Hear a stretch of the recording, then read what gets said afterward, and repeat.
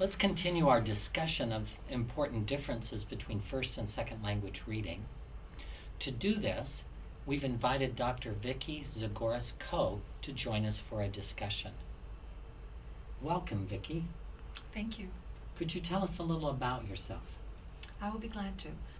I am Associate Professor of Education at the University of Central Florida in Orlando, Florida, and I'm also the Principal Investigator of the Florida Online Reading Professional Development Project. I have worked with a number of teachers in the US, also in the United Kingdom and in Greece, and I've had wonderful experiences in pre-K through 12 classrooms. My particular interests are in teachers' knowledge of reading, what teachers need to know and be able to implement in their classroom, as well as reading in the content areas.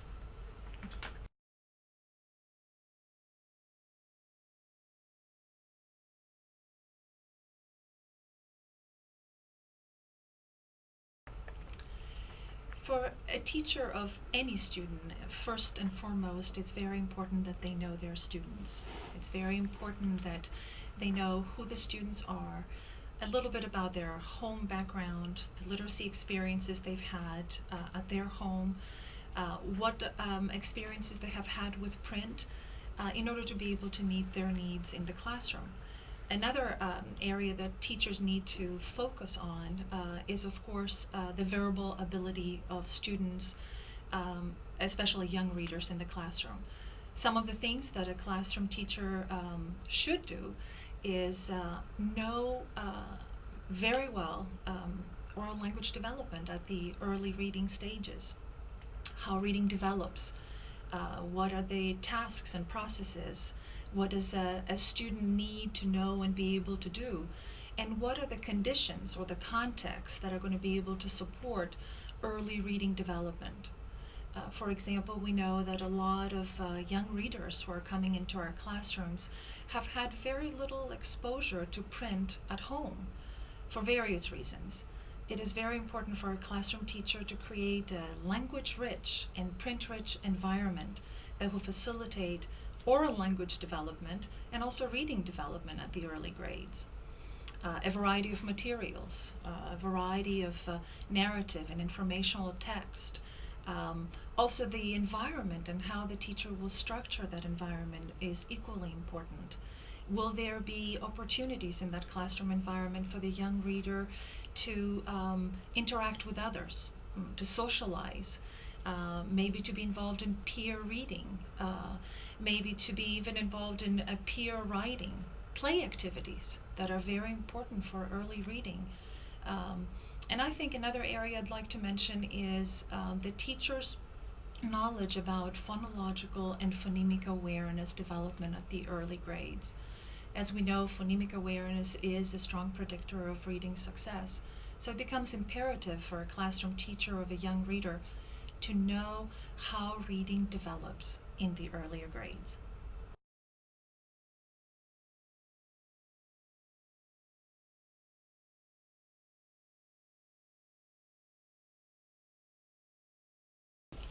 I'm assuming that we're also looking at learners in kindergarten, first, second, and third grade, where we're at that learning to read end of the continuum that we spoke about earlier. I think it's many of the things that Dr. Zygouris-Coe just told us about, knowledge that teachers need of learners' awareness of print and the print environment and the development of that environment in individual homes is also equally important for second language reading teachers. I think one of the things that second language learners can benefit from is listening to good models of reading. So I would encourage a teacher who has second language readers in her classroom to read aloud to the students, so that the students get the flow of language and that they can hear intonation patterns and they can hear the excitement in the teacher's voice as stories are being read.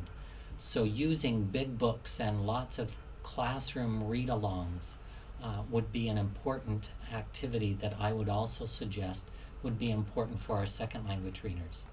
so that they see the connections between the oral language that they're developing, and that oral language can be connected to print material.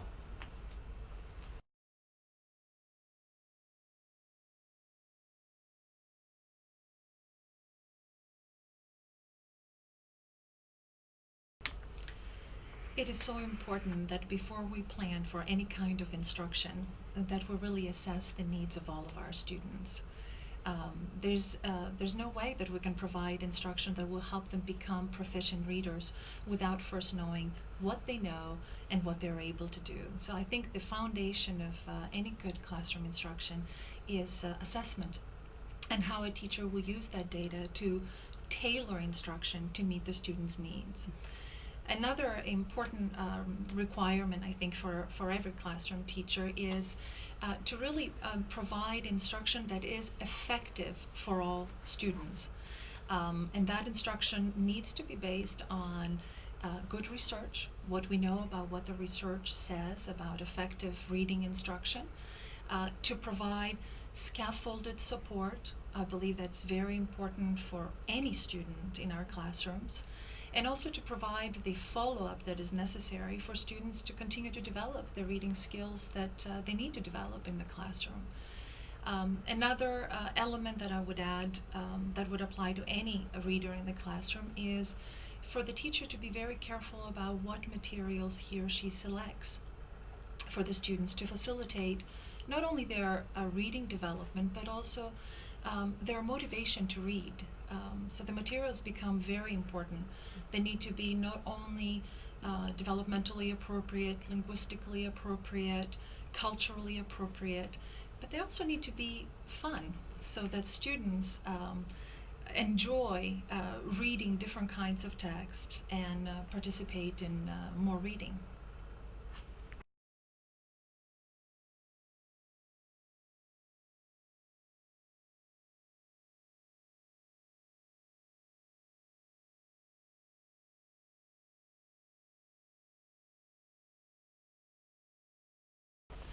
I think that a very important part, as we mentioned earlier, is to make sure that you've got a firm knowledge of the language development skills of the student. So where are they at in terms of their L2 proficiency? Because that's going to be a great predictor of their reading proficiency in second language. And so we're going to have the whole scale or gamut of readers that have low proficiency in English, intermediate level proficiency in English, and high proficiency in English. I think that we want to look for opportunities to begin the groupings kind of at their level of language proficiency.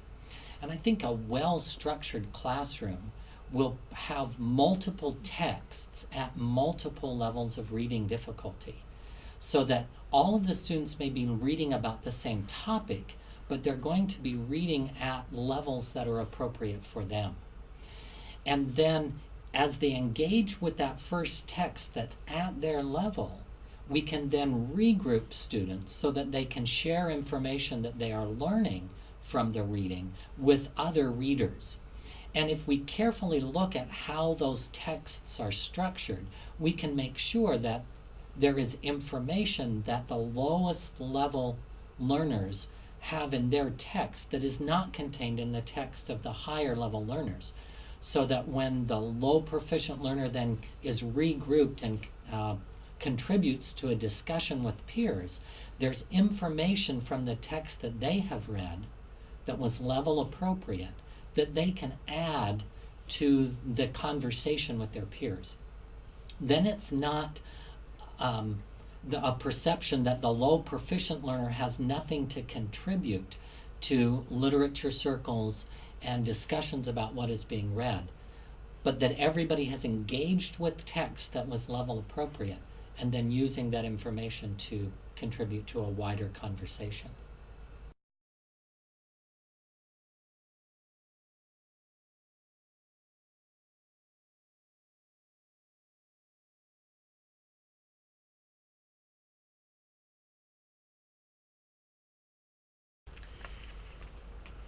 The reading panel report identified, or suggested, I should say, that 20 hours of phonemic instruction should be sufficient for any reader in the classroom. We have to remember that that was a recommendation. We also need to keep in mind that there are going to be readers in our classroom who may require more than 20 hours per year of phonemic instruction. That is one way to interpret those particular results. Another observation I'd like to make about the 20 hours is that we're going to have maybe some students in our classroom who are going to require more intense phonemic awareness instruction. And we should keep in mind that I think the guidelines of the panel are to prevent us from turning phonemic awareness instruction into what sometimes has been called as a drill and kill type of instruction. At times in some classrooms or in some districts we see that there's so much emphasis on phonemic instruction, which is important that students develop, that at times we neglect other important elements of literacy development.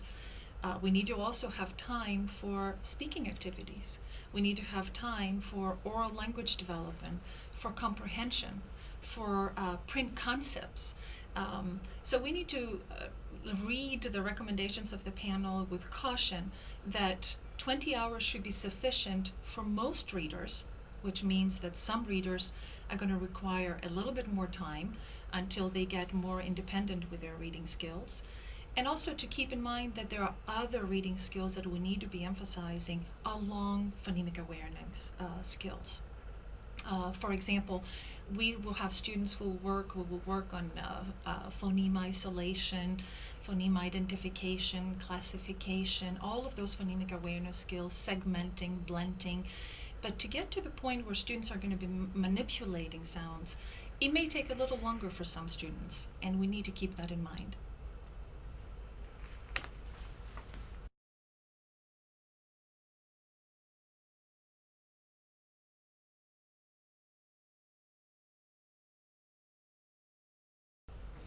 I think here what we want to keep in mind is that with phonemic awareness, the learner knows how to manipulate and play with the language.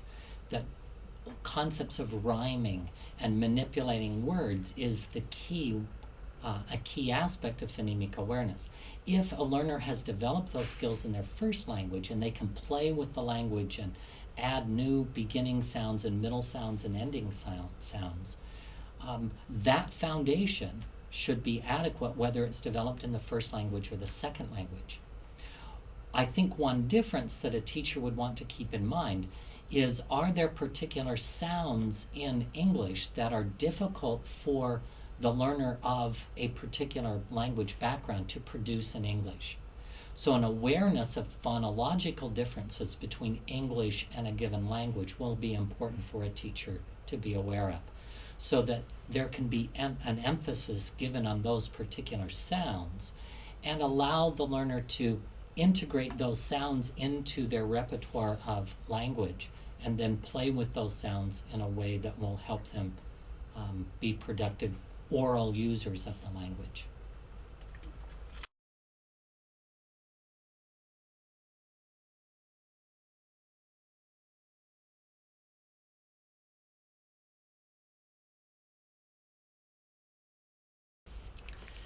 Reading in the content areas is very different than reading in the early grades. Of course, content area instruction begins from elementary grades, although the research focuses more on reading in the content areas as we refer to the secondary grades. There's a number of issues with reading in the content areas, and especially with fluency. I'm going to repeat something that I mentioned earlier on, and that is the knowledge of the teacher, not only about the content area, but also the knowledge of the teacher about how reading develops in the older grades. That is number one. Number two is the knowledge of the teacher about the conditions that facilitate reading development in the older grades. As we know, research has talked a lot about the concept of motivation and comprehension as they relate to reading in the content areas, but fluency is very important. We know that when our students, starting from about third grade, when they start to read more informational text, where text multiplies exponentially, concepts become more complex, academic vocabulary is more prevalent, they start to kind of slow down a little bit in their fluency, their reading fluency. One of the things that a classroom teacher can do, and we know this from research, is to not only work with predictable text, that allows the student to feel more confident about reading more fluently, but to really expose the reader to a lot of reading. In order for fluency to develop and also for comprehension, readers need to read a lot and they need to read widely. So one of the proven practices, if I may say so, that can apply to all content area teachers is to provide opportunities for students to read in their classroom, to have time allocated for reading, reading alone independently, or reading with a buddy through paired reading, listening to read alouds, maybe listening to books on tape. There's a lot of types of activities and strategies that we do through tape-assisted instruction for fluency. Other things that they can do is utilize readers' theater in the classroom. But something that any classroom, content area classroom teacher can do is to expose students to a lot of reading and provide opportunities in the classroom for the student to read.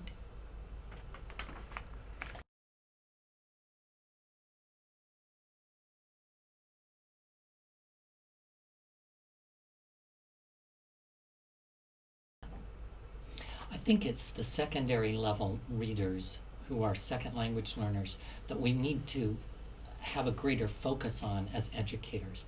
These are individuals who probably have started their education in their home countries and have developed academic skills in their home language, but now they're being shifted to a new environment where learning the language is also integrated with learning the content.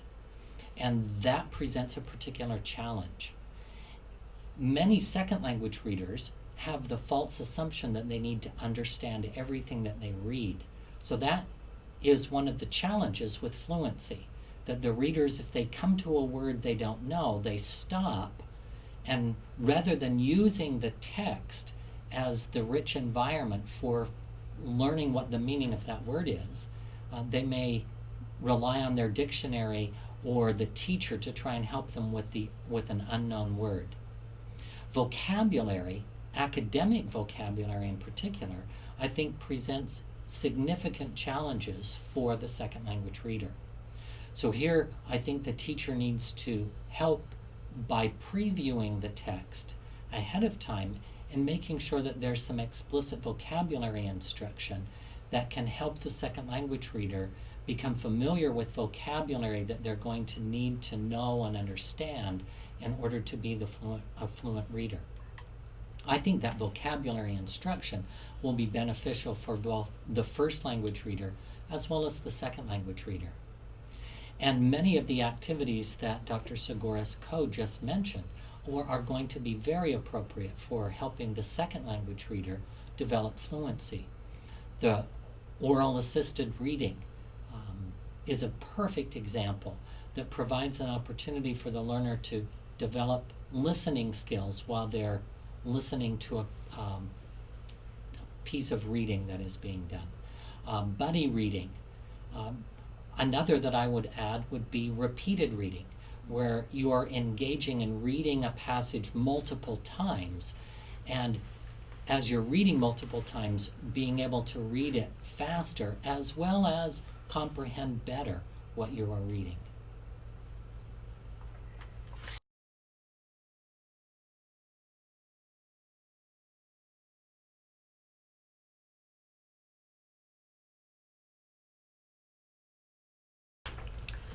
There are a number of instructional and infrastructural recommendations that we have been provided with by recent research from various national organizations on what really works in secondary, with secondary readers, with adolescent readers. Um, and as we know, not only does it take time, but it also takes a paradigm shift, not only from the perspective of the teacher, but also from the school perspective on what do we need to do, what is it that we can change in our classroom to really support the adolescent reader. A couple of things that I would select to highlight. One is that I would focus my professional development first and foremost on a needs assessment of the school that I will be working with. I would want to know what are the needs of the teachers, what they know, not only in terms of content, but of reading, facilitation of reading at the secondary level. What are the needs of the teachers, as well as what are the needs of the students? Looking at assessment data, talking with various students to see what their needs are in the area of reading. So a needs assessment is a foundation. Number two, an area that I would focus on, it would be to help build the understanding of the content area teachers on the importance of explicit instruction in vocabulary as well as in comprehension. We know that those two areas are very critical for reading development in the older grades. So I would focus a lot of my efforts on explicit instruction and what does it look like in the content areas. And I would really support the teachers by modeling, not just talking to them, but modeling and giving them models and examples of how to effectively incorporate reading in the content areas that would support student vocabulary development, student comprehension development, and academic discourse. That would be my second area. And the third area that I would focus on, it would be probably motivation, because motivation is very important in the secondary grades. I would really look at ways that would motivate not only our teachers to see reading as playing an important role in the content areas, but also with the students in terms of materials we would select, what kind of print or non-print materials we would expose our students with, accessibility by all students to quality materials, and really creating an atmosphere of literacy and motivation to read, because I do believe that reading is everybody's business.